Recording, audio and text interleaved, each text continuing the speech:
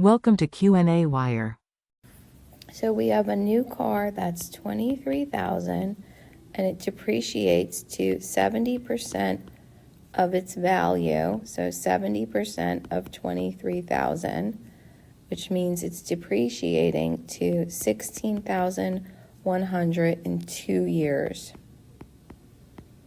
So let's say the amount it depreciated, so that means 23,000 minus 16,100 is 6,900, and I'm going to divide that by 2, so that's 3,450 a year.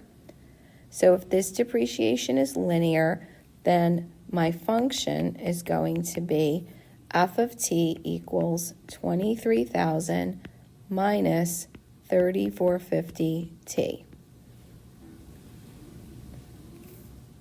Now I want to assume that the value depreciates exponentially. So if I have an exponential model, then 23,000 is my initial value, and I'm going to use the 70% of that value in 2 years. So 0.70 times 23,000 equals 23,000 e to the k times 2. Divide both sides by 23,000. I have 0.70 equals e to the 2k. Take the natural log of both sides. Use your log properties and bring that exponent down. ln of e is 1. So k is the ln of 0.7 over 2.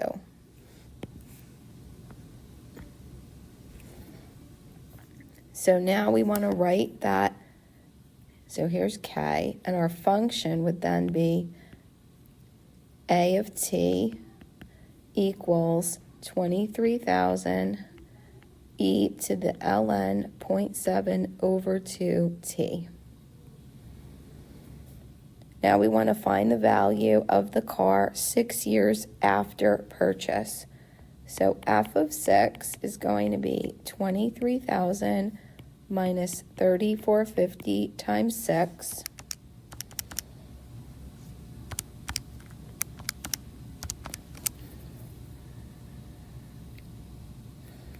So that means the car will be worth $2,300 using the linear function.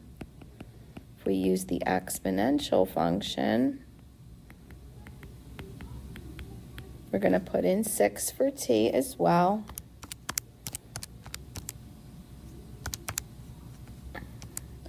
Raise e to that expression.